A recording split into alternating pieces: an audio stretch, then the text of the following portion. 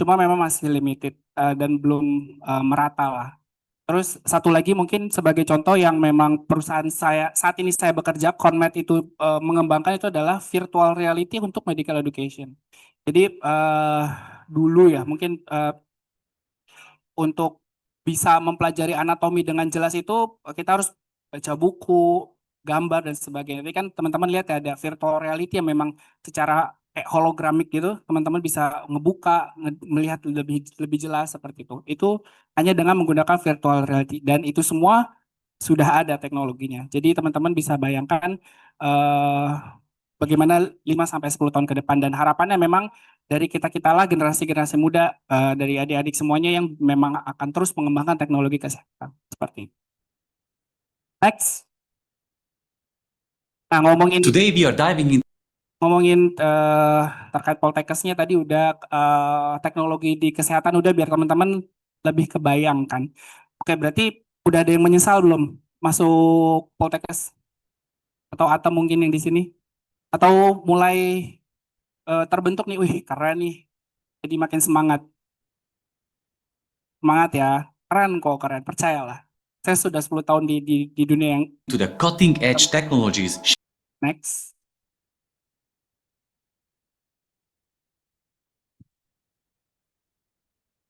Oke, nggak moving tapi ya. shaping the future of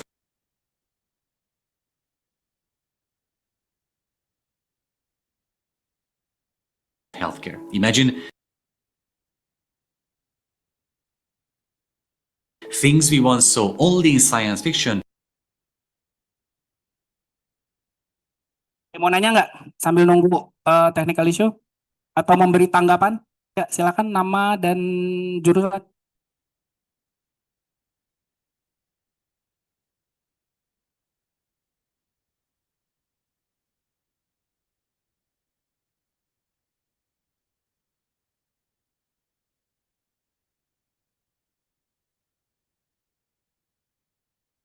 Good question.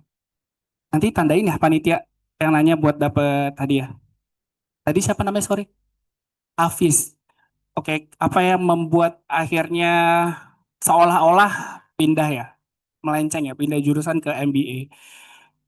Jadi perjalanannya panjang lah. Dari memang teman-teman tadi lihat penjelasannya bahwa saya pernah sebagai service engineer juga di perusahaan dan juga di rumah sakit, terus kerja sebagai first graduate lah di perusahaan alat kesehatan itu dan akhirnya memutuskan untuk ngambil MBA adalah karena sesuai dengan eh, flow-nya. Jadi memang di awal saya eksplorasi. Sebenarnya minat dan bakat saya itu di mana sih? Jadi teman-teman khususnya anak Atem bahwa anak Atem itu nggak harus jadi teknisi. Lulusan Atem itu lulus yang nggak harus jadi teknisi. Kalau memang passionnya bukan ke alat, it's okay.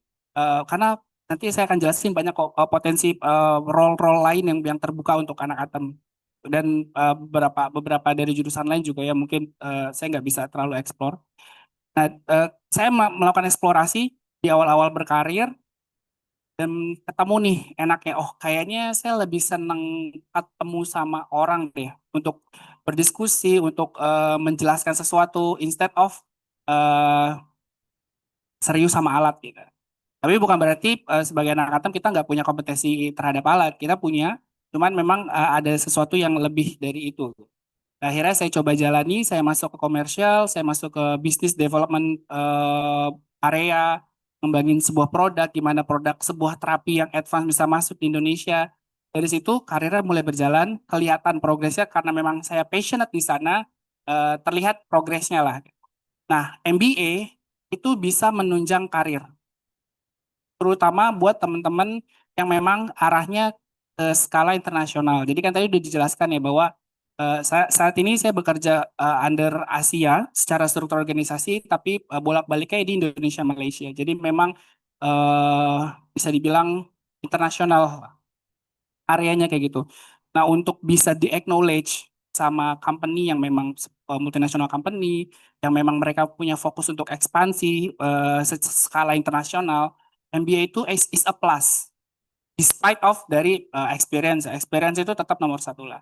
Makanya kenapa akhirnya saya memutuskan untuk ngambil MBA. Menjawab? Oke, thank you. Udah balik slide-nya. Nah, ini apa yang dulu saya pelajari ya, mungkin berubah. Karena contoh, dulu saya ospek tidak duduk seperti ini. Nggak ada layar, dulu ngemper, nggak ada AC, panas bener. Terus ini cuma, ini dong nih, layar biasa. Cuma 10 tahun berubah, lebih lah. 12 tahun, 13 tahun berubah, ada improvement. Jadi saya yakin mungkin juga secara style kuliahnya juga berbeda gitu. Cuman kurang lebih nanti untuk bayangan teman-teman di sini adalah kuliah di Poltekkes itu adalah banyak tugas prakteknya. Kenapa? Karena ingat kita ini Politeknik ini didesain untuk menghasilkan tenaga ahli.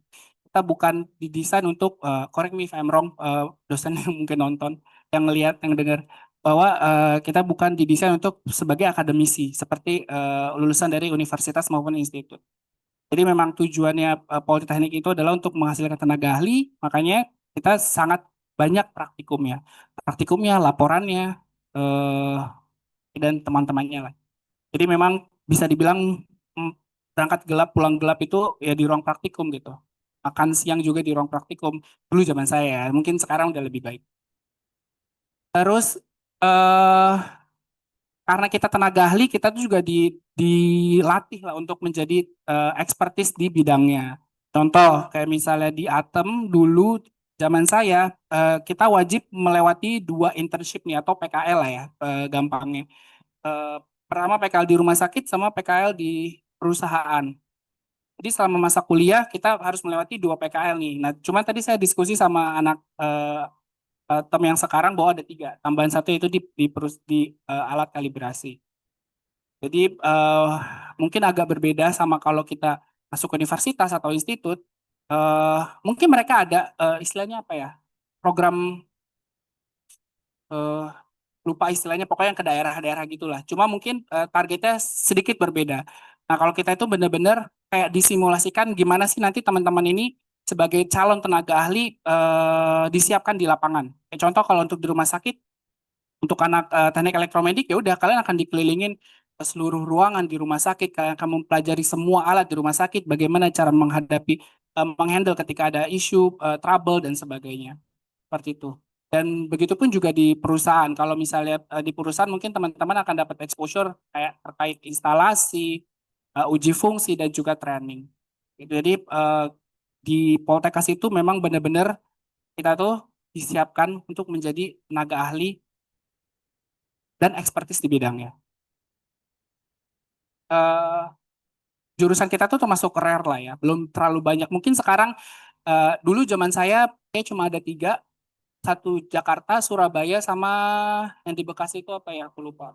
Poltekkes Atem Mahatamrin. Oh, pokoknya adalah di swasta, cuman bukan negeri.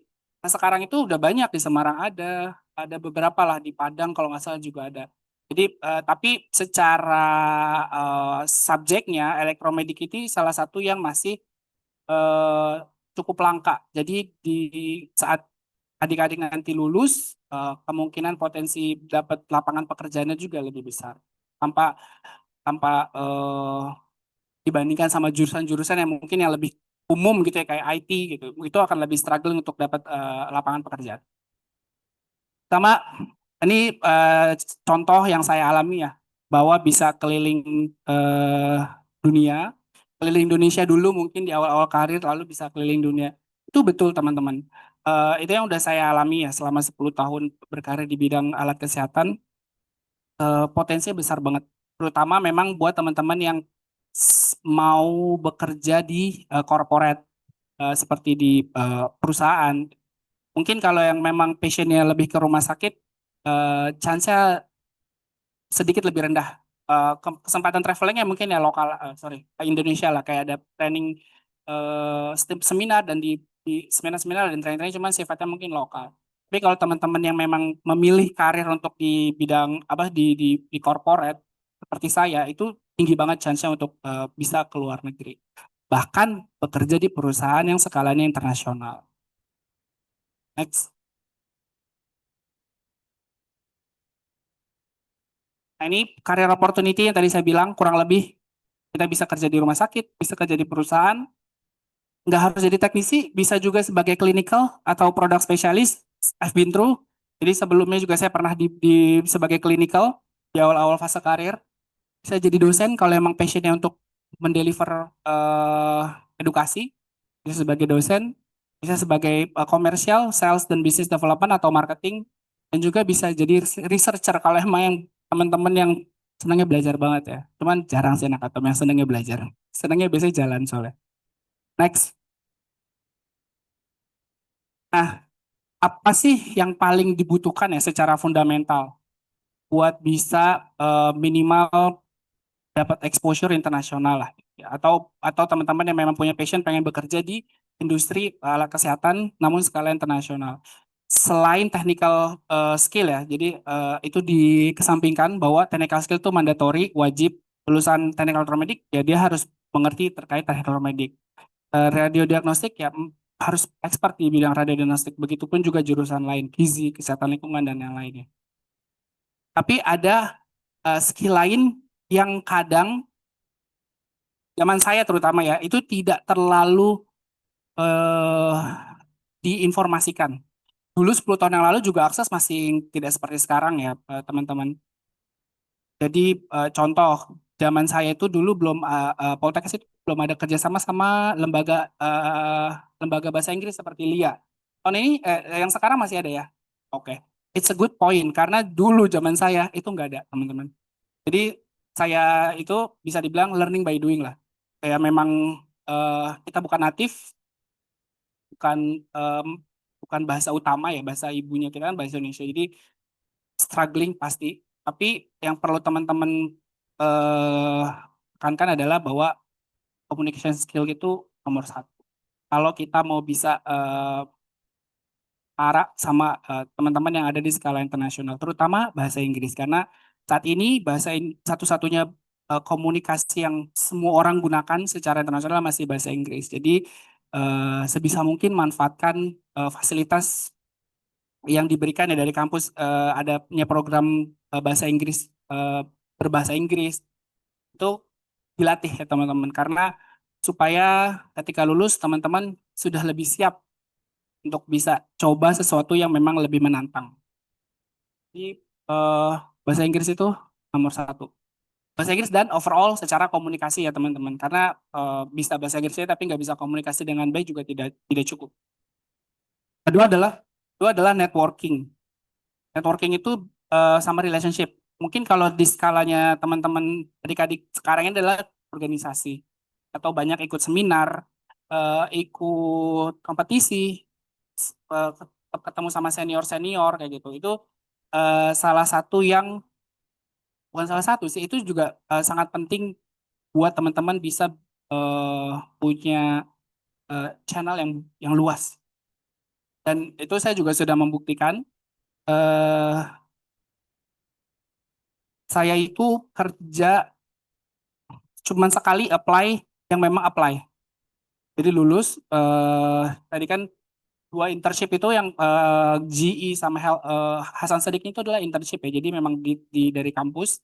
Terus lulus itu first job saya itu di Carl Stores itu adalah saya apply memang. Saya apply, eh, saya tekun di sana. Lalu role-role berikutnya di perusahaan berikutnya itu saya tidak pernah apply. Tapi saya mendapatkan rekomendasi. Itu karena saya punya networking. Jadi saya bisa mulai berpindah ke perusahaan yang skalanya global itu juga karena menurut saya bukan karena ya selain karena experience tapi juga karena saya punya networking. Jadi membangun networking itu sangat amat penting. Tiga, nah ini mungkin recently aja lah zaman sekarang show up ya bukan show off. Show up itu juga sangat amat penting terkait personal branding. Mungkin yang paling relate ke teman-teman adik-adik sekarang itu adalah adik-adik udah mulai bisa kalau tahu LinkedIn kan ya. Ya. LinkedIn itu professional platform lah, dia bukan TikTok yang isinya joget-joget atau Instagram yang isinya selfie. LinkedIn itu profesional platform buat teman-teman yang mungkin skalanya mahasiswa bisa posting apapun activity terkait ikut organisasi apa, seminar apa di mana, terus earn apa, kayak misalnya ikut kompetisi nih, kejuaraan atau apapun lah yang bisa diposting situ. Itu juga menjadi salah satu key point saat ini ya, untuk supaya teman-teman dilihat di market. Jadi eh, banyak orang mengeluh nyari kerja susah. Tapi itu tadi balik lagi saya belum pernah merasakan yang namanya nyari kerja susah. Bahkan di kerjaan saya sekarang, Conmed ini, karena saya cukup membangun personal branding yang cukup aktif dan baik ya di sosial media platform profesional saya pun pindah ke Conmed dari Metronet itu di hijack. Jadi saya di reach out oleh HR-nya di headquarter di US, bahwa ada open posisi di Asia untuk pegang Indonesia dan Malaysia. Nah itu eh, juga sebagai teman gambaran lah buat adik-adik semua bahwa saat ini personal branding itu sangat amat penting. Tapi pastikan memang posting posting sesuatu yang punya value ya teman-teman, bukan yang sesuatu yang eh, penting. Karena ya LinkedIn itu tujuannya untuk itu. Next, closing statement sesuai sama temanya yaitu aksi. Jadi semoga dari pemaparan tadi ya flow-nya apa aja yang dipersiapkan, terus supaya teman-teman bisa lebih ready di market nanti. Intinya sih kurang lebih sama dengan temanya. Kita harus cepat beradaptasi, memperluas kolaborasi dan networking, berani memberi solusi tanpa takut berinovasi. Jadi eh, teman-teman pasti bisa. Next. Oke. Saya harap 4 atau 5 tahun, 5 tahun lah, 5 tahun dari sekarang, eh, teman-teman yang ada di sini mungkin bisa menjadi civil servant, PNS, lecturer, dosen, atau orang yang service MRI, unit, gantry yang seperti donat besar ini di Singapura. Atau juga mungkin launching alat terbaru, terapi terbaru, tapi skalanya di Asia, bukan lagi di Indonesia. Dan itu bukan sesuatu yang impossible. Jadi semangat teman-teman. Ini langkah awal buat teman-teman sebagai mahasiswa baru untuk lebih mempersiapkan diri, bahkan mungkin bisa lebih baik dari saya saat ini. Terima kasih.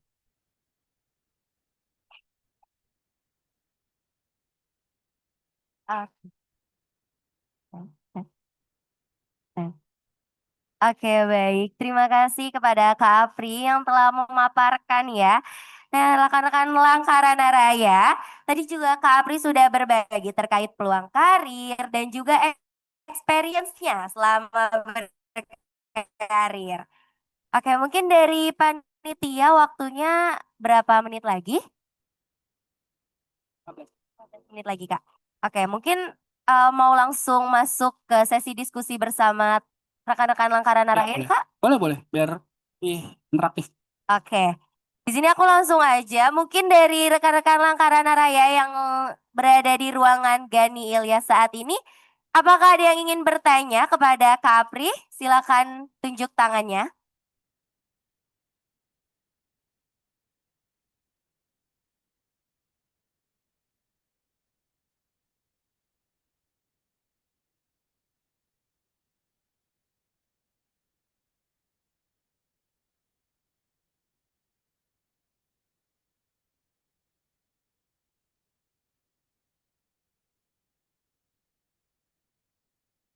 Mana tadi yang mana ya?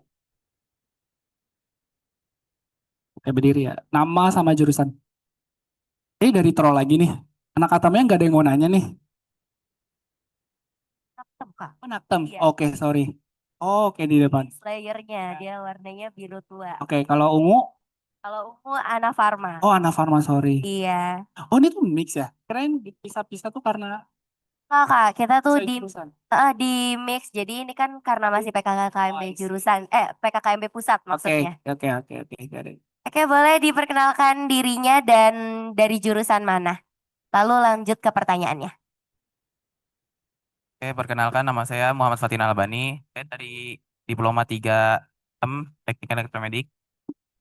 Pertanyaan saya itu eh, dari lulus Diploma 3 untuk melanjutkan ke S1 itu sebenarnya ada tantangannya nggak sih Kak? Dan kalau bisa sharing-sharing gitu kalau misalnya ada tantangannya seperti apa. Terus apa namanya, setelah dari D3 menurut kakak itu lebih baik kita langsung ambil gelar sarjana atau langkah-langkah baiknya kita mencari eh, ini dulu, pengalaman bekerja dulu. Segitu aja, makasih.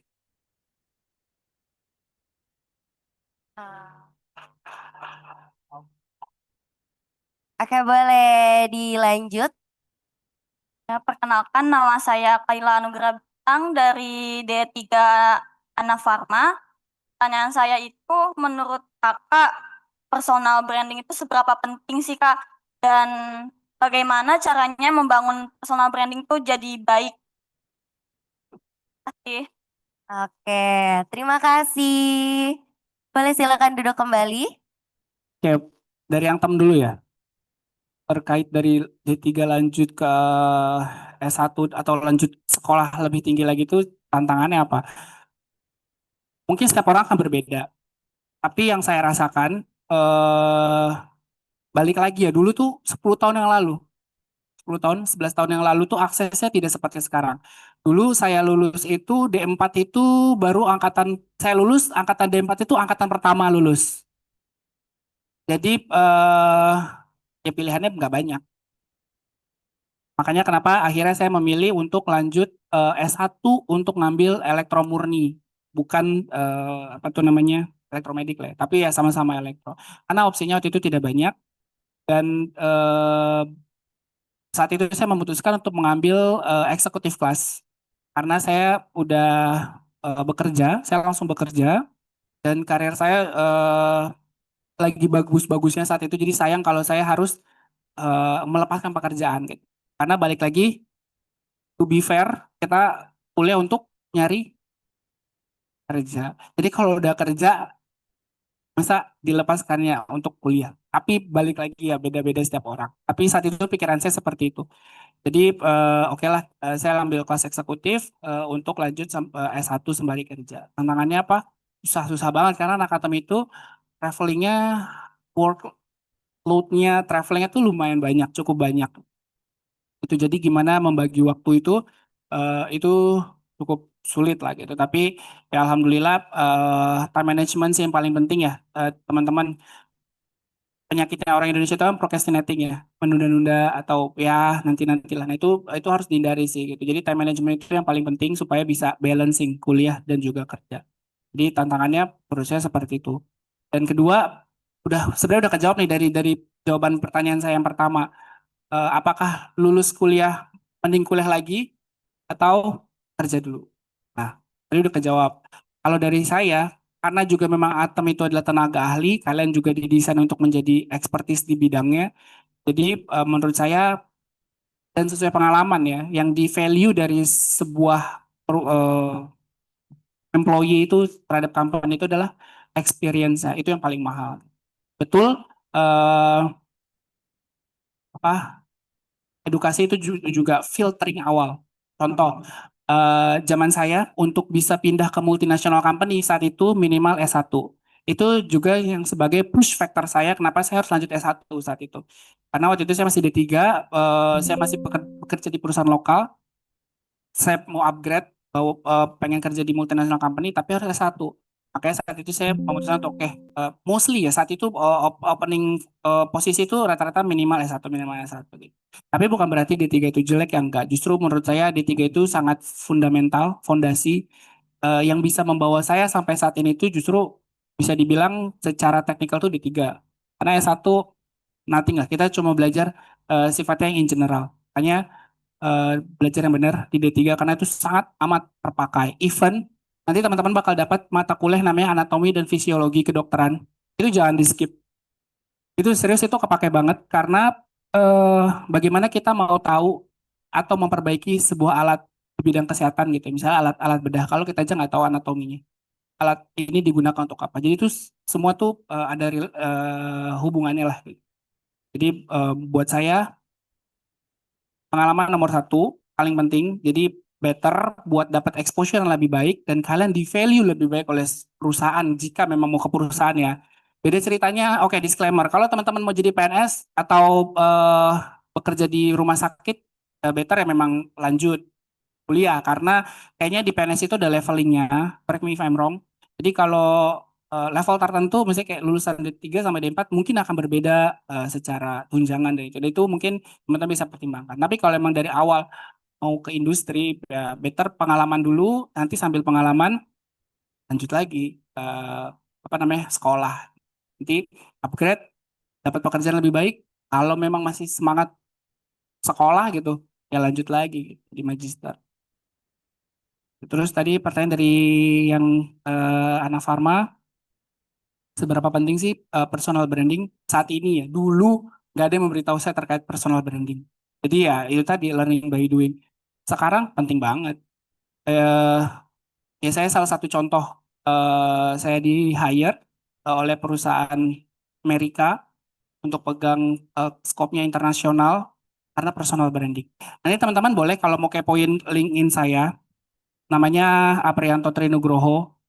Tadi udah di show ya. Kalau teman-teman belum punya LinkedIn mungkin bisa di-download dulu. Nanti nggak perfect tentu, tapi at least teman-teman bisa kebayang gimana sih cara personal branding yang baik supaya dilirik sama perusahaan-perusahaan besar. Jadi jawabannya penting banget. Sudah terjawab? Tadi mungkin ada tambahan kayak yang dari Ana Farma itu dia bagaimana Kak cara membangun personal brandingnya. Ya. Be genuine. eh ya sepenting itu sih. Misalnya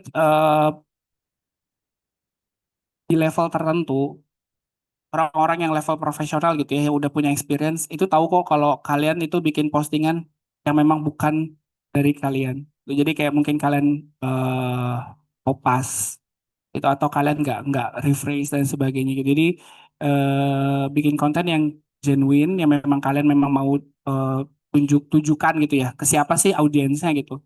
Kalau kayak ke hunter ya udah kalian memang harus show up-nya tuh terkait skill kalian. Kalian habis seminar di mana nih terus dapat SKP ini, setelah dapat SKP ini apa yang kalian dapatkan, experience-nya gitu-gitu. Itu juga bisa salah satu menjadi konten materi ya buat buat personal branding di sosial media, profesional sosial media gitu.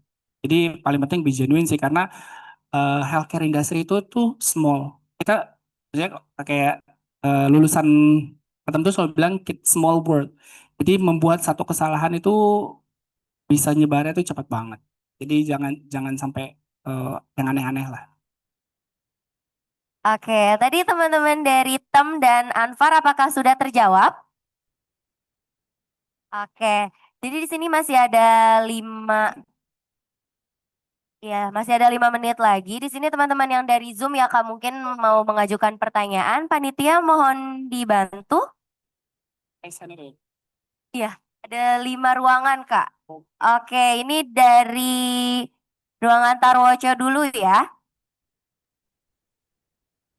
Mungkin boleh langsung Kak.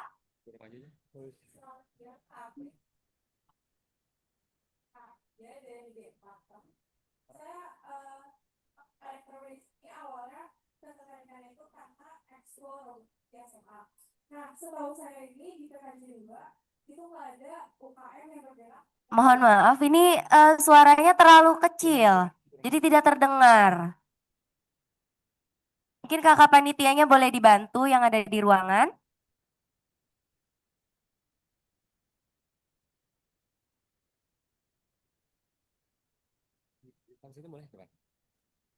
Nah, sip.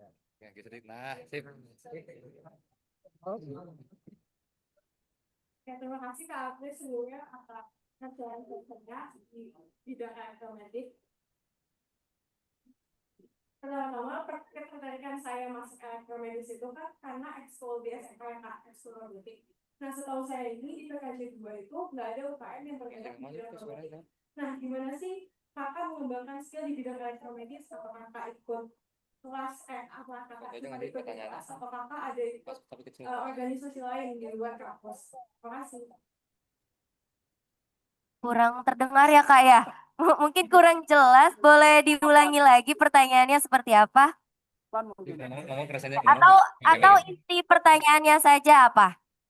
Setahu saya di PKJ 2 ini nggak ada UKM yang bergerak di bidang robotik. Nah, gimana sih cara kakak mengembangkan skill di bidang elektromedis? Apakah kakak hanya mengembangkan kelas saja, atau kakak ikut organisasi lain di luar kampus? Oke, ini spesifik ke robotik ya, berarti. Iya, Kak. eh ini jadi curhat sedikit ya. Dulu zaman saya kampusnya nggak sebagus ini juga ya, anyway. Belum dibangun. Itu kita punya alat, aduh, ngomongnya nih. CT scan, kayaknya hibahan, tapi itu mati. Jadi cuma buat tempat duduk. Nah, kayaknya mungkin sekarang beberapa alat-alat nunjang buat kuliahnya udah lebih lengkap kali ya. Harusnya ya lebih baik. Mungkin USG juga udah ada kayak gitu dan sebagainya. Dulu belum ada. Bahkan dulu bisa dibilang banyak hal baru yang didapetin itu justru saat praktik kerja lapangan gitu, internship. Makanya kenapa saya bilang kita tuh benar-benar didesain dan dibentuk untuk menjadi tenaga ahli karena kita dapat exposure exposure yang sangat bernilai yang nggak akan teman-teman dapatkan di kelas. Itu jadi poinnya adalah jangan pernah berhenti di stop di kelas ya. Jadi apapun yang teman-teman dapatkan di kelas itu adalah sebagai fundamental, sebagai dasar. Selebihnya teman-teman bisa explore hari gini, ChatGPT, any platform teman-teman bisa cari. Itu resource-nya banyak banget. Apalagi kalau misalnya udah tahu interestnya ke robotik, banyak banget. eh Bisa dieksplor dari situ. Mungkin tambahannya adalah saat ini sebagai mahasiswa ya, mungkin teman-teman bisa banyak mengikuti. Kalau organisasi, I don't think ada organisasi khusus yang membahas terkait teknologi terkini gitu, terbarukan. Tapi lebih ke uh, exposure terkait networkingnya. Cuma kalau emang teman-teman mau upgrade diri untuk dapat yang lebih yang dari di kampus dapatkan sebelum waktunya internship nanti atau PKL nanti, itu teman-teman bisa ikut seminar-seminar alat kesehatan. Rasanya ikatan alumni teknik elektronik Indonesia itu cukup rutin melakukan mempunyai apa ya, acara-acara seminar gitu lah yang teman-teman adik-adik bisa ikuti. Itu juga sebagai salah satu wadah untuk teman-teman update terkait teknologi di alat kesehatan, karena itu balik balik lagi kalau cuman mengandalkan apa yang dari buku atau dari yang dosen kasih nggak cukup. Karena ya contohnya saya banyak belajar itu justru saat di lapangan gitu, saat PKL dan juga kerja. Jadi eh, itu tadi sih tipsnya. Oke, apakah yang berada di audit gizi terjawab pertanyaannya? Sama mungkin bisa jadi note juga ya, improvement buat kedepannya. Kayak kita dan lulusan elektromedik ya untuk bisa lebih berkontribusi di bidang edukasi di elektromedis. Contohnya mungkin memberikan kuliah-kuliah tamu. Oh, 2 tahun yang lalu saya juga pernah diundang sama teknik elektromedik untuk memaparkan teknologi terbarukan yang saat itu company saya tempat bekerja itu Medtronic. Jadi saat itu saya menjelaskan terkait robotik juga di sana. Nah itu juga salah satu cara yang bagus ya yang dilakukan sama Poltekkes saat itu teknik elektronik untuk mengundang expertise sebagai dosen tamu. Itu juga bisa bisa bisa. Cuma mungkin frekuensinya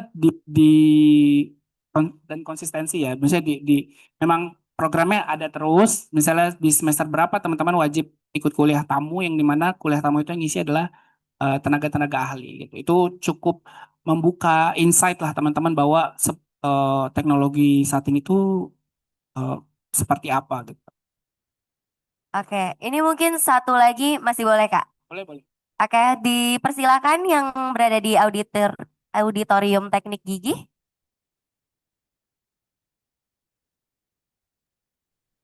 Apakah suaranya jelas? Iya, jelas. Baik, Assalamualaikum warahmatullahi wabarakatuh. Perkenalkan, nama saya Muhammad Khalid Fauzan dari Prodi D3 Teknologi Elektromedis.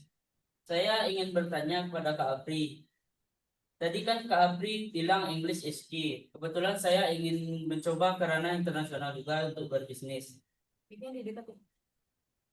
Jadi apakah dengan adanya teknologi Google Translate ataupun translator yang bisa langsung menerjemahkan saat lawan bicara, kita akan mengurangi nilai dari bisa berbahasa Inggris, ataukah bahasa Inggris masih ataukah lancar dalam berbahasa Inggris masih better dan translate dan bisa menambah value ke diri kita sendiri. Terima kasih kepada Kak Apri. Oke, yang pasti any translation tools tidak akan pernah bisa menggantikan skill dari si orang itu sendiri ya gitu. Mungkin translation tools itu akan membantu ketika teman-teman yang memang butuh beremail, terus butuh membuat script atau apapun lah related pekerjaan untuk mensupport itu diperlukan karena anyway balik lagi itu bukan bahasa ibu kita ya. Jadi mungkin secara grammar tidak 100% benar gitu. Nah, kita bisa menggunakan translation tools sebagai tools. Yang namanya aja translation tools, berarti sebagai tools. Sedangkan aslinya day to day-nya kalian jika memang kalian mau berkarir di internasional itu ya ngomongnya pakai bahasa Inggris gitu. Jadi kayak contoh saat ini posisi saya saat ini sekarang bekerja di Conmed, kebetulan saya satu-satunya orang Indonesia di Conmed secara global. Jadi tidak dimengerti bahasa saya. Satu-satunya bahasa yang dimengerti adalah bahasa Inggris. Jadi itu tidak akan pernah tergantikan gitu. Justru eh, yang penting itu saat kita berdialog ya, bukannya pasif kayak misalnya berbalas email dan sebagainya. Itu ya jadikan translation tools itu sebagai tool saja lah, nice to have gitu. Tapi balik lagi teman-teman harus biasakan diri untuk confidence ya ngomong dalam berbahasa Inggris. Terus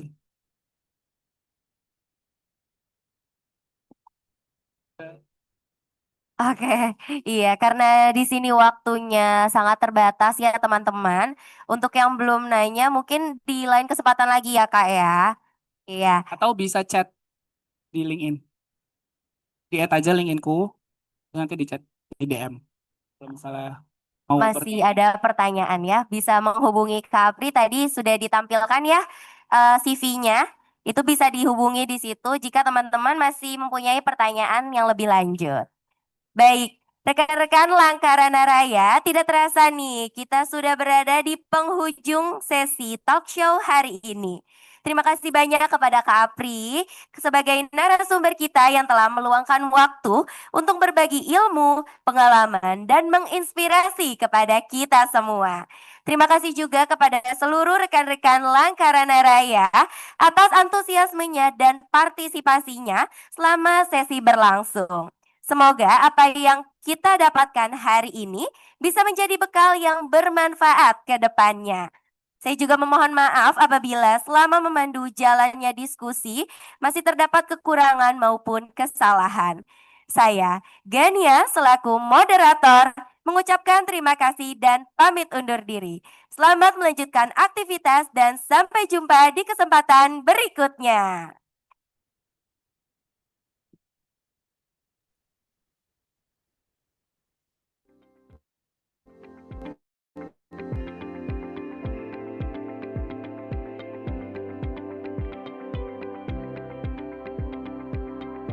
Terima kasih kami ucapkan kepada moderator Kak Gania Zakia yang telah memandu jalannya diskusi. Terima kasih pula kami sampaikan kepada narasumber atas wawasan, pengalaman, dan inspirasi yang telah dibagikan pada Langkarana Raya pada hari ini. Semoga berbagai ilmu dan pengalaman yang telah disampaikan dapat menjadi bekal serta motivasi bagi Langkarana Raya dalam menjalani kehidupan akademik dan mengukir prestasi selama menempuh pendidikan di Politeknik Kesehatan Kementerian Kesehatan Jakarta II. Baik, selanjutnya kita akan memasuki waktu ice breaking. Maka dari itu kepada panitia yang bertugas kami persilahkan.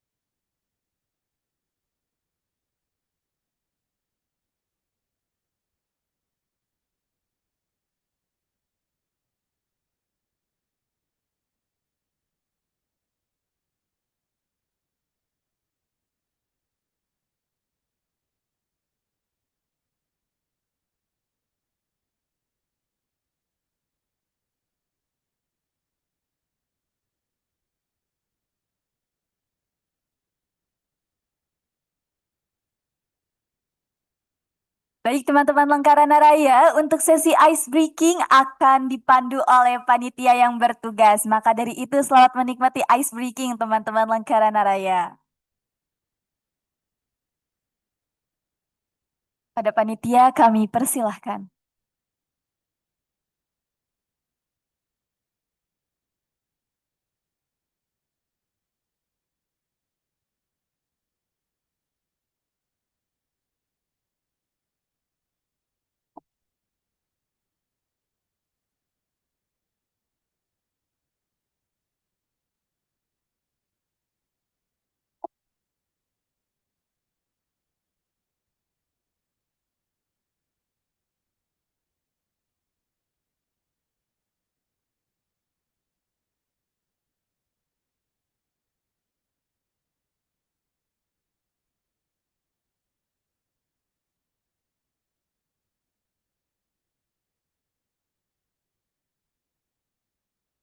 Halo adik-adik Langkarana Raya.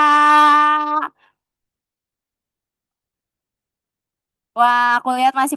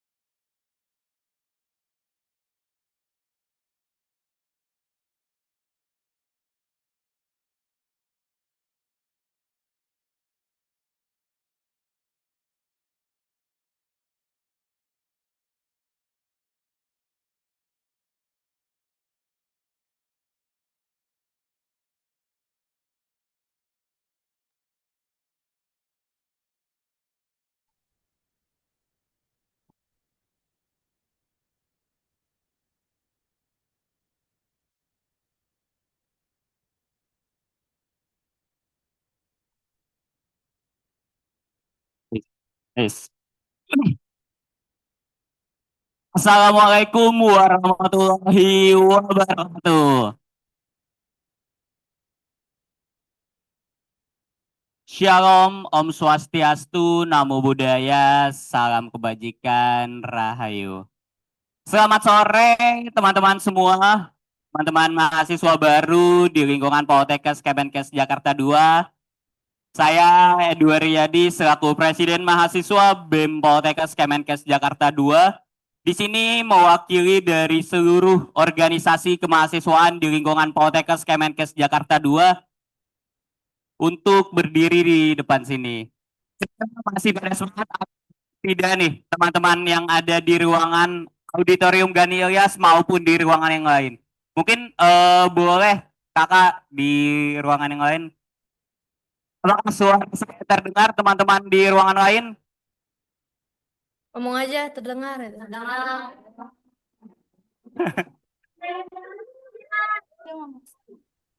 Ya, mungkin teman-teman di ruangan lain apakah terdengar suara saya? Jawabin.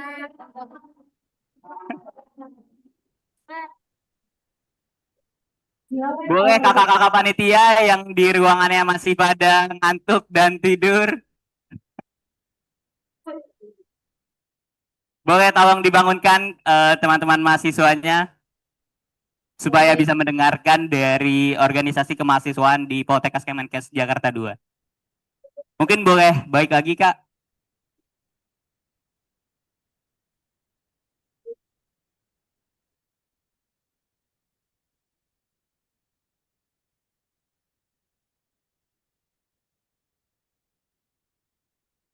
Ya, mungkin yang pertama terkait dengan organisasi kemahasiswaan Poltekkes Kemenkes Jakarta 2 ini ada apa saja? Mungkin boleh di next, Kak. Organisasi kemahasiswaan yang pertama adalah Dewan Perwakilan Mahasiswa. Dewan Perwakilan Mahasiswa Poltekkes Kemenkes Jakarta 2 merupakan organisasi kemahasiswaan tertinggi yang menjalankan fungsi legislatif sekaligus yudikatif di lingkungan kampus. DPM menjadi wadah representasi mahasiswa dalam menyerap, menyalurkan, dan memperjuangkan aspirasi mahasiswa sekaligus berperan dalam menciptakan tata kelola organisasi kemahasiswaan yang demokratis, transparan, dan accountable. Di DPM ini memiliki struktur organisasi. Yang pertama ada Badan Pengurus Harian yaitu Ketua dan Wakil Ketua Umum, Dewan Perwakilan Mahasiswa yaitu Nela Husnul Latifah dan Afriliana Putri Fatia. Ketua DPM dan Wakil Ketua DPM bertugas memimpin, mengordinasikan, dan bertanggung jawab atas pelaksanaan tugas serta kebijakan organisasi, mengawasi kinerja internal agar program berjalan sesuai visi dan misi, menjalin koordinasi dengan BEM dan seluruh jajaran DPM, serta memastikan komunikasi dan koordinasi organisasi berlangsung secara efektif.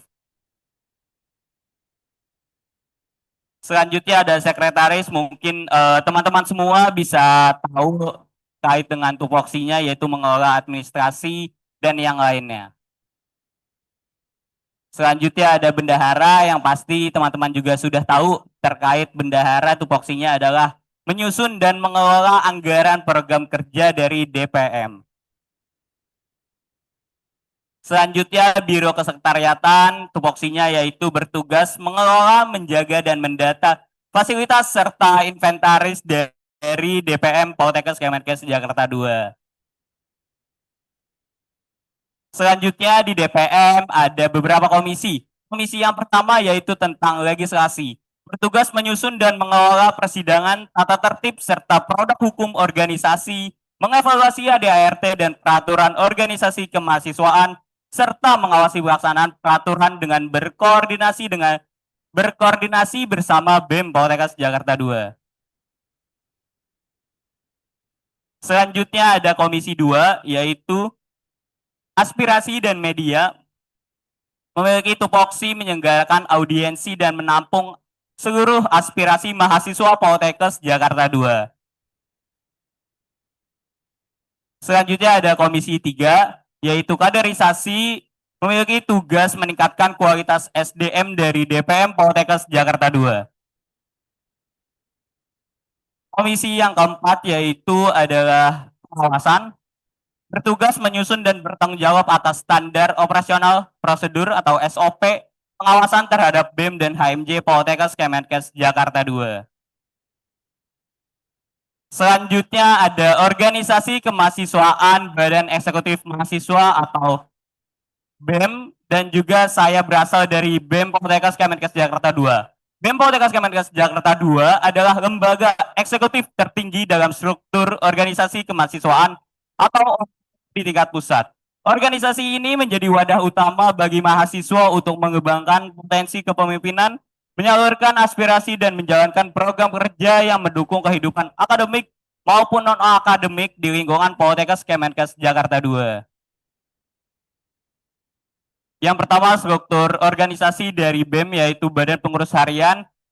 Ada Presiden Mahasiswa dan Wakil Presiden Mahasiswa yaitu saya sendiri Edward Riyadi selaku Presiden Mahasiswa BEM Poltekkes Kemenkes Jakarta II, dan juga wakil saya Giri Aziman Ryan yang berada di belakang dan sedang berdiri. Presiden Mahasiswa dan Wakil Presiden Mahasiswa BEM bertugas memimpin, menetapkan, dan bertanggung jawab atas kebijakan, strategi, serta jalannya organisasi, mengordinasi, mengawasi, dan mengevaluasi pelaksanaan program kerja seluruh kementerian di BEM Poltekkes Kemenkes Jakarta II, mengelola sumber daya organisasi sesuai kebutuhan, melaksanakan amanah untuk mencapai visi dan misi BEM, serta mempertanggungjawabkan pelaksanaan kepengurusan kepada mahasiswa melalui DPM secara tertulis.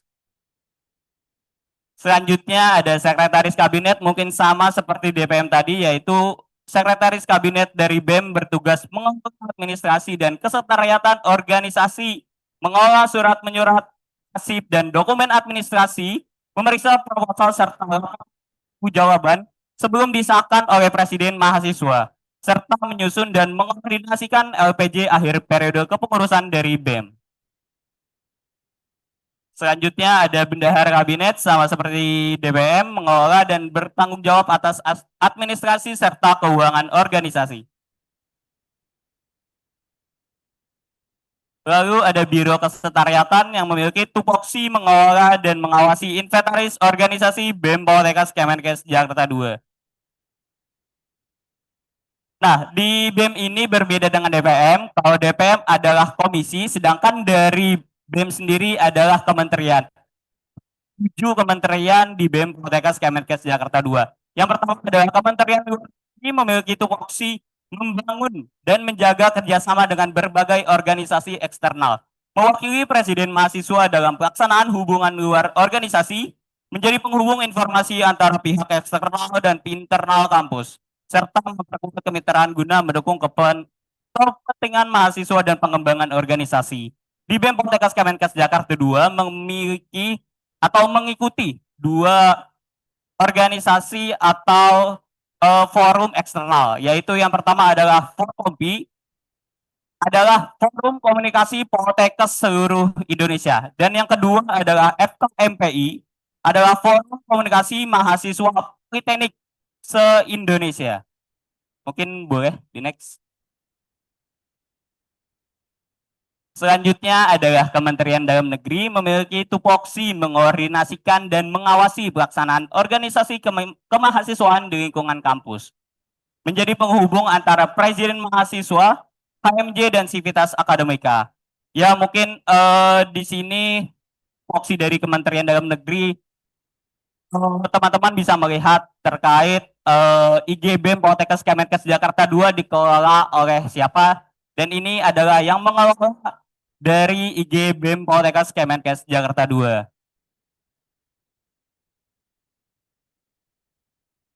Selanjutnya adalah Kementerian PPSDM atau Kementerian Pengembangan dan Sumber Daya Manusia, bertugas merancang, mengkoordinasikan, dan melaksanakan program SDM mahasiswa, menyelenggarakan kegiatan non-akademik untuk meningkatkan kualitas dan kompetensi mahasiswa. Selanjutnya adalah Kementerian Minat dan Bakat memiliki tupoksi mengordinasikan dan memantau kegiatan unit kegiatan mahasiswa di lingkungan Poltekkes Kemenkes Jakarta II dan menjadi penghubung antara UKM Poltekkes Jakarta II dan pihak direktorat. Selanjutnya adalah Kementerian Sosial Masyarakat yang bertugas menyelenggarakan program kepedulian sosial dan pemberdayaan masyarakat.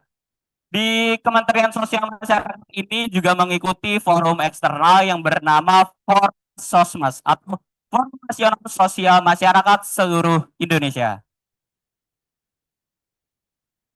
Selanjutnya adalah Kementerian Kajian Strategis, bertugas melaksanakan kajian terhadap isu-isu strategis, khususnya di bidang kesehatan dan pendidikan, menyusun sikap organisasi berdasarkan hasil kajian, menggerakkan partisipasi mahasiswa dalam aksi dan advokasi, serta beraktif dalam kajian bersama aliansi internal maupun eksternal kampus. Jadi kalau di luar sana sedang ada isu-isu tentang pendidikan atau kesehatan, itu dibahas oleh Kementerian Kajian Strategis bersama dengan anggota BEM yang lain. Selanjutnya adalah Kementerian Kewirausahaan, bertugas mengkoordinasikan dan mengembangkan kegiatan kewirausahaan BEM, mengelola administrasi dan pembukuan usaha, menyelenggarakan program ekonomi kreatif untuk mendukung kemandirian organisasi. Mungkin teman-teman semua di sini sudah membeli PKKMB Kit, betul? Nah, itu yang mengelola adalah Kementerian Kewirausahaan. Selanjutnya, organisasi yang ketiga adalah Himpunan Mahasiswa Jurusan, atau bisa disebut HMJ.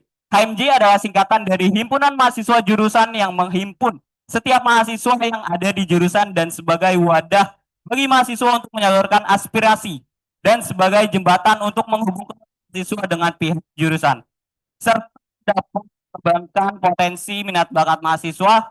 Selain itu, HMJ membantu kita untuk lebih kenal dengan jurusan dan sivitas akademika lainnya. Jadi, BEM ini adalah eksekutif di tingkat pusat, sedangkan HMJ ini adalah eksekutif di lingkungan jurusan masing-masing. Di seluruh HMJ di jurusan masing-masing akan selalu berkoordinasi dan juga saling bertanya atau menanyakan tentang eksekutif itu ke pihak BEM Poltekkes Kemenkes Jakarta 2. Di sini ada 7 himpunan mahasiswa jurusan karena di Poltekkes Kemenkes Jakarta 2 memiliki 7 jurusan di sini. Yang pertama ada gizi, lalu kesehatan lingkungan, farmasi, teknik elektromedik, teknologi gigi, teknik radiodiagnostik dan radioterapi, analisis farmasi dan makanan. Mungkin teman-teman semua yang berada di ruangan lain ataupun yang di sini bisa melihat di main room gitu. Ada ketua himpunan mahasiswa jurusan. Mungkin teman-teman ketua himpunan mahasiswa jurusan berdiri. Ya, ini ada 6 dari ketua himpunan mahasiswa jurusan yang ada di Poltekkes Kemenkes Jakarta 2. Selanjutnya organisasi unit kegiatan mahasiswa atau bisa disebut UKM. Mungkin teman-teman semua di sekolah pasti tahunya ekstrakurikuler. Sedangkan kalau di lingkungan mahasiswa disebut unit kegiatan mahasiswa. Kalau yang disebut UKM Poltekkes Kemenkes Jakarta 2 wadah bagi mahasiswa untuk mengembangkan minat, keterampilan dalam bidang-bidang tertentu serta dan membina potensi mahasiswa. Di Poltekkes Kemenkes Jakarta 2 memiliki beberapa unit kegiatan mahasiswa. Yang pertama adalah Bumakraf atau Bursa Usaha Mahasiswa Kreatif. Lalu yang kedua adalah DNC, Darmesti Niramaya Koir, itu adalah paduan suara. Yang ketiga adalah futsal. Lalu yang keempat adalah taekwondo. Yang kelima adalah FOSTI atau Forum Studi Islam Poltekkes Kemenkes Jakarta 2. Lalu selanjutnya ada PIK PBM atau Pusat Informasi Konseling. Selanjutnya ada voli. Lalu ada UKM Pramuka, Mapala, mahasiswa pecinta alam, badminton, basket, PMK atau Persekutuan Mahasiswa Kristen. Habis itu ada JES atau Jakadu English Society. Habis itu Lentuna atau bisa kita sebut yang suka meliput kait dengan acara. Lalu selanjutnya ada Transevo yang tadi pagi nari itu dari UKM. Nah, mungkin itu adalah seluruh organisasi mahasiswa di lingkungan Poltekkes Kemenkes Jakarta 2. Jadi di Poltekkes Kemenkes Jakarta 2 memiliki 4 Formawa. Yang pertama ada DPM, KMJ, dan UKM. KMJ dan UKM selalu akan berkoordinasi dengan BEM Poltekkes Kemenkes Jakarta 2 dan akan diawasi oleh DPM Poltekkes Kemenkes Jakarta 2. Jadi mungkin kalau dari BEM sendiri adalah sebagai perpanjangan tangan antara pihak KMJ atau UKM ke pihak direktorat atau ke pihak perusahaan. Mungkin itu adalah pemaparan dari organisasi mahasiswa yang ada di lingkungan Poltekkes Kemenkes Jakarta 2. Mungkin di sini teman-teman jika ada yang ingin ditanyakan, silakan dipertanyakan dan akan langsung dijawab oleh saya. Mungkin teman-teman ada di ruangan bisa untuk bertanya. Mungkin silakan jika ada yang ingin bertanya boleh raise hand.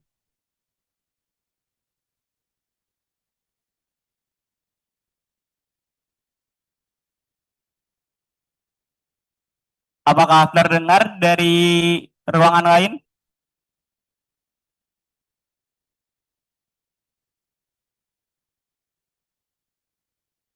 Mungkin dari main room ada yang ingin bertanya boleh angkat tangannya. Mungkin kalau tidak ada kita ke auditorium teknik gigi boleh.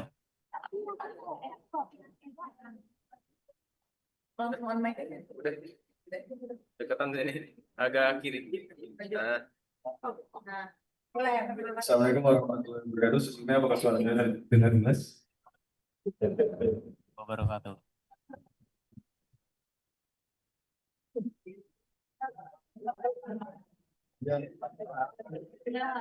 Nah, lanjut.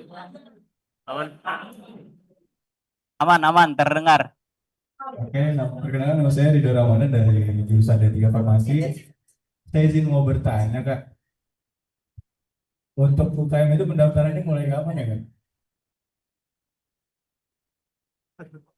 Ya, oke. Mau langsung, apakah udah cukup pertanyaannya atau ada lagi? Sama ini, Kak, UKM Taekwondo itu latihannya di mana ya, Kak? Terima kasih. Oke, siap. Terima kasih dari pertanyaannya untuk Auditorium Teknik Gigi. Ya, mungkin langsung menjawab terkait kapan pembukaan dari UKM atau pendaftaran untuk masuk ke unit kegiatan mahasiswa. Di penutupan PKKMB tahun ini ada namanya UKM Fest, di mana itu kita bakal mengunjungi seluruh stand-stand dari UKM. Nah, dari kalian bisa mendaftar di situ atau terkait dengan UKM tersebut ada di situ. Untuk sementara latihan di Asrama Putri Darmesti Niramaya yang berada di belakang yang dimana pada saat kalian mengambil kit PKKMB. Di situ ada lapangan yang sedikit di pojok, itu latihan taekwondo ada di situ. Mungkin apakah cukup dari Auditorium Teknik Gigi? Oke, mungkin beralih atau beranjak ke jurusan ke kelas lain atau auditorium yang lain. Yang di sini mungkin di main room. Masa sebanyak ini nggak ada yang mau bertanya atau udah ngantuk ini? Ya, boleh Gizi kelas 3.4 dipersilakan.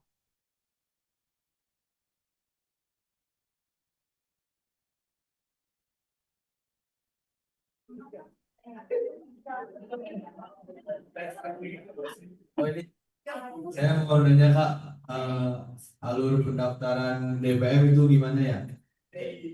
Terima kasih Kak. Ya, terima kasih kembali.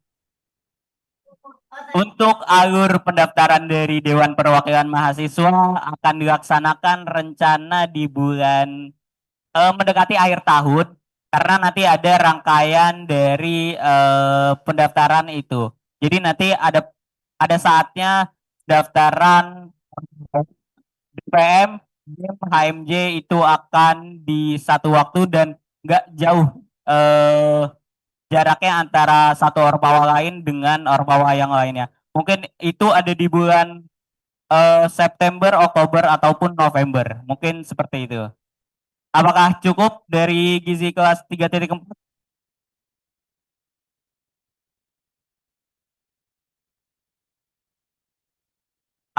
Oke, cukup. Ya mungkin dari main room nih, teman-teman semua, silakan yang mau bertanya. Mungkin boleh Kak itu? Gina, boleh?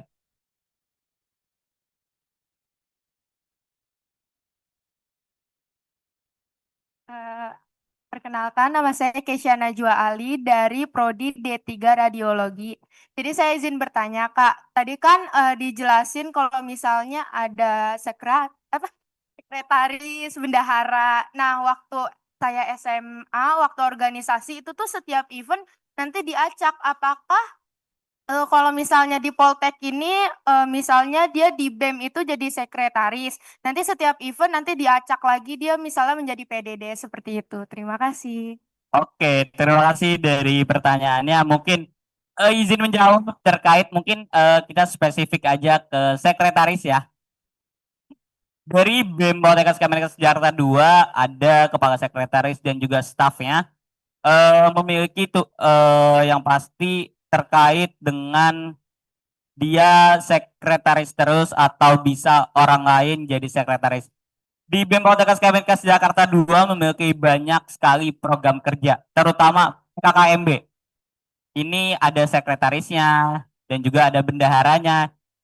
Untuk dari BEM Poltekkes Kemenkes Jakarta 2 itu nanti yang pasti ada pergantian atau ya nanti pastinya ada di BEM Poltekkes Kemenkes Jakarta 2 di internalnya pasti dikasih tahu pahamnya seperti apa.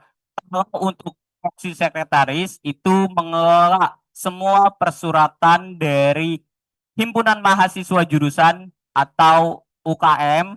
Jadi nanti dari UKM atau HMJ membuat surat nanti itu harus melalui BEM Poltekkes Kemenkes Jakarta 2 nanti akan diproses suratnya baru bisa dinaikkan ke pihak direktorat. Jadi terkait sekretaris itu bisa berubah pada saat program kerja itu bisa. Tetapi kalau tupoksi dari persuratan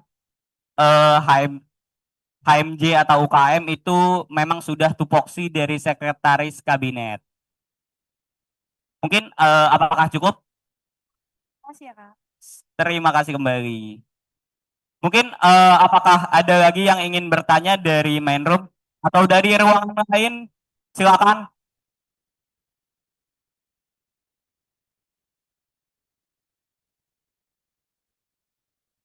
Wah, banyak ya, Ya, mungkin ruang teater boleh. Wes.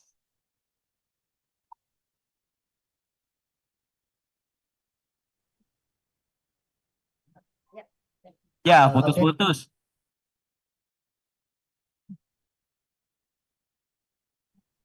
Bismillahirrahmanirrahim. Assalamualaikum. Udah terdengar. Bismillahirrahmanirrahim. Assalamualaikum warahmatullahi wabarakatuh. Waalaikumsalam warahmatullahi wabarakatuh. Sebelumnya perkenalkan, nama saya Revan Rinaldi dari jurusan Nana Farma. Kak Edward, aku mau nanya, jikalau seorang mahasiswa Kak tertarik buat masuk Kementerian Luar Negeri, persyaratannya apa aja ya Kak? Terima kasih. Ya, untuk menjadi bagian dari BEM Poltekkes Kemenkes Jakarta 2, yang pastinya untuk persyaratan sanggup atau intinya sanggup untuk mengikuti seluruh rangkaian dari atau bisa dibilang setuju untuk mengikuti BEM Poltekkes Kemenkes Jakarta 2. Sebenarnya terkait dengan Kemenlu itu tidak ada persyaratan khusus yang pasti bisa lah atau paham terkait dengan organisasi itu berjalan seperti apa. Mungkin itu saja persyaratan yang bisa. Sebenarnya semua siswa sangat-sangat sekali bisa mengikuti di lingkungan Poltekkes Jakarta 2 karena ya persyaratannya yang penting sanggup untuk mengikuti kepedean dari Poltekkes Kemenkes Jakarta 2. Jadi tidak ada persyaratan khusus untuk mengikuti atau menempati dari seluruh kementerian yang ada di BEM Poltekkes Kemenkes Jakarta 2. Mungkin seperti itu. Apakah cukup? Oke, siap. Mungkin kita beranjak kembali ke ruangan yang lain.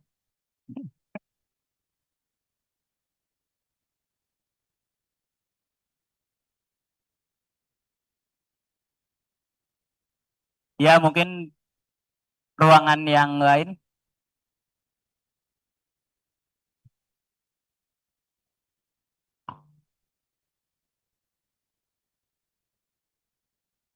Ya, boleh dari Auditorium Prof. Dr. Ignatius Tarwoco MSC atau Auditorium Gizi, boleh.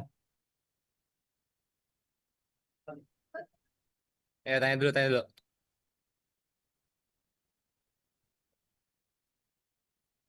Sini, sini, sini. Sini, sini, sini, sini. Depan. Coba tes dulu. Jangan. Halo Bang, kedengeran kan? Halo, kedengeran. Izin bertanya, ini nama saya Fatih Rizky dari D3 Teknik Gigi. Izin bertanya, kita kan baru tahu kan Mapala tuh. Kegiatan Mapala apa aja ya Bang? Terima kasih. Oke, dari Tarwoco menanyakan terkait kegiatan dari UKM Mapala atau mahasiswa pecinta alam. Sejauh ini kegiatan Mapala yang sudah berjalan itu yang pasti latihan rutin. Latihan rutin yang dijalankan pastinya karena kalian melihat di asrama itu ada wall atau yang biasa buat panjat. Itu biasanya Mapala latihan di situ. Mereka latihan untuk menaikkan pada saat di alam yaitu tebing-tebing. Cuman untuk kegiatan di luar atau di gunungnya itu mereka ada kegiatan diklat atau ya biasa camping terkait pelajaran bagaimana cara hidup atau survival di alam bebas atau di gunung. Jadi setahu saya dari Mapala ini kemarin sempat latihan atau diklat di Gunung Salak, di kaki Gunung Salak atau di Gunung Salak ya gitu. Mungkin seperti itu. Apakah terjawab dari Tarwoco? Oke, mungkin selanjutnya dari kelas besar Kesling. Ya, boleh silakan kelas besar Kesling.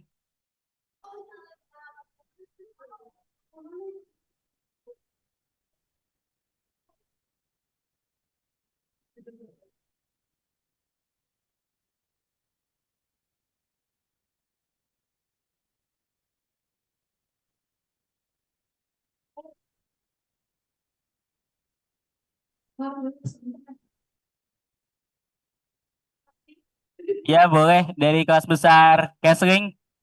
Yes.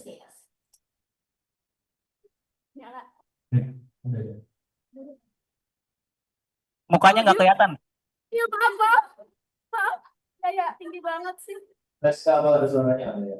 Ada, boleh. Sebelumnya kenalkan nama saya Ferdian Syahkoto, saya dari Prodi D3 Farmasi. Sebelumnya saya izin bertanya Kak, untuk bisa lolos seleksi menjadi BEM itu apa aja sih Kak kriterianya, sama untuk UKM itu maksimal, apakah ada batas maksimalnya untuk mengikuti beberapa UKM? Sekian dari saya, terima kasih. Mungkin pertanyaan yang terakhir boleh diulang. Untuk pertanyaan terakhir itu tadi, untuk mengikuti UKM itu apakah ada batas maksimalnya Kak? Maksudnya bisa lebih dari satu gitu Kak? Oke, oke. Ya, mungkin yang pertama dulu kali ya, terkait dengan seleksi dari orang di Poltekkes Jakarta 2 dari DPM, BEM dan juga HMJ yang pastinya memiliki beberapa rangkaian untuk bisa menjadi bagian dari Ormawa Poltekkes Jakarta 2 yang pasti ada wawancara dan juga seleksi-seleksi yang lainnya. Untuk terkait dengan UKM maksimal di Poltekkes Jakarta 2 ini sebenarnya itu tidak ada. Yang penting dari kalian semua bisa membagi waktu terkait latihan rutin UKM ini. Jadi pada saat contoh saya ada orang mengikuti UKM futsal dan juga UKM badminton. Tetapi pada saat waktu tertentu UKM futsal latihan di hari Selasa, sedangkan UKM badminton ada lomba di hari Selasa. Nah, itu yang harus kalian pikirkan untuk mengikuti banyak UKM di Poltekkes Jakarta 2. Karena ya nggak ada yang tahu tiba-tiba ada perlombaan atau kegiatan yang bertabrakan dengan UKM-UKM yang lain. Mungkin disarankan bisa bertanya terlebih dahulu nanti kepada pihak UKM untuk latihan rutinnya itu di hari apa, biasanya perlombaan itu kapan saja, pada saat UKM Fest di penutupan PKKMB atau di hari Sabtu mendatang. Mungkin seperti itu. Oke, terima kasih Kak. Wawancaranya Oke, terima kasih kembali. Ya, mungkin selanjutnya kelas besar Tro lantai 2.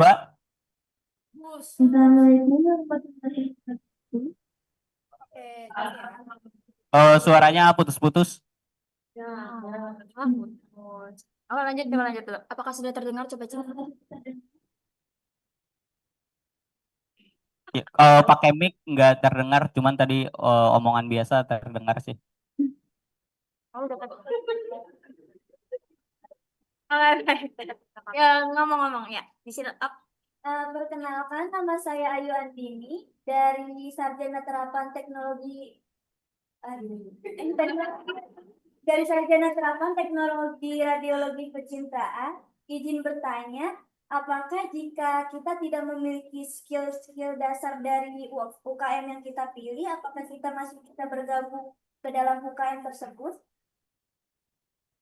Oke, apakah cukup pertanyaannya?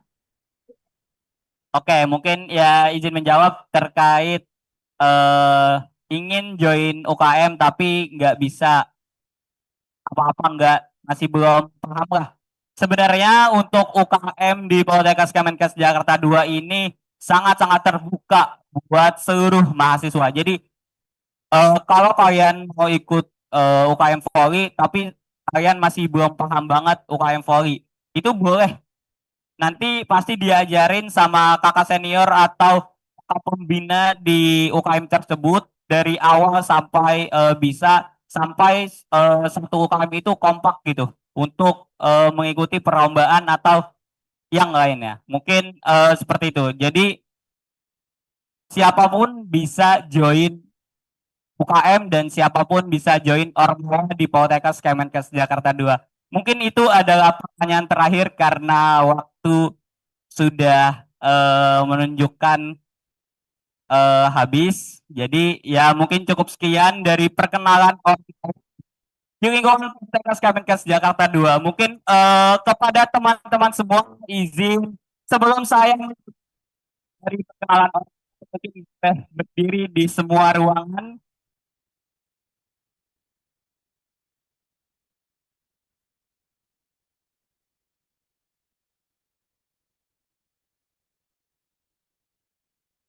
Suara saya masih terdengar jelas? Oke, ya mungkin izin teman-teman semua boleh mengepalkan tangan kiri untuk menyambut seruan dari saya.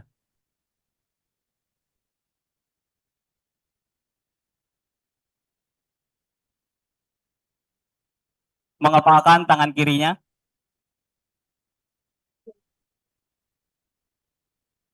Salam perjuangan, salam semangat, salam cinta bagi kita semua. Cinta kita berjuang.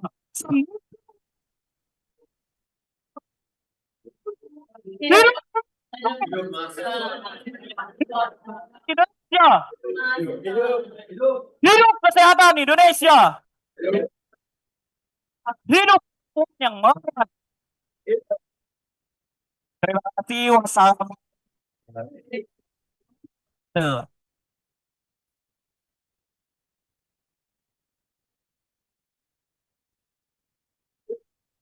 Terima kasih kepada Saudara Edward Riyadi atas pemaparannya. Selanjutnya, yaitu informasi penugasan dan challenge yang akan disampaikan oleh panitia. Pada panitia, kami persilakan.